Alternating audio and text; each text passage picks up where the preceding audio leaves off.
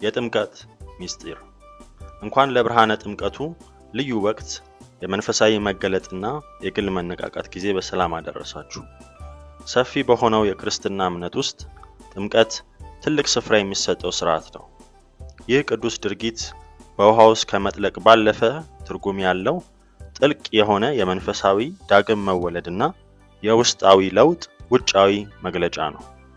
በጥልቀት ስንመረምር የጥምቀት ተግባር የዘፈቀደ ሥርዓት ሳይሆን መለኮታዊ ትእዛዝ መሆኑን እንገነዘባለን።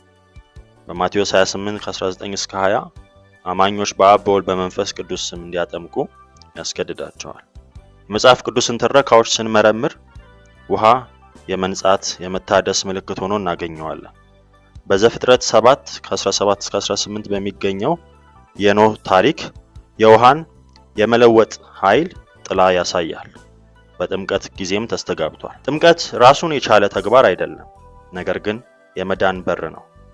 በድነት ጨርቅ ውስጥ በረቀቀ መንገድ የተጠለፈ ነው። ማርቆስ 16:16 በእምነት በጥምቀትና በመዳን መካከል ያለውን ግንኙነት ያስቀምጣል። ጥምቀትን ከዘላለም ሕይወት ተስፋ ጋር የተሳሰረ የእምነት እርምጃ አድርጎ ያቀርባል።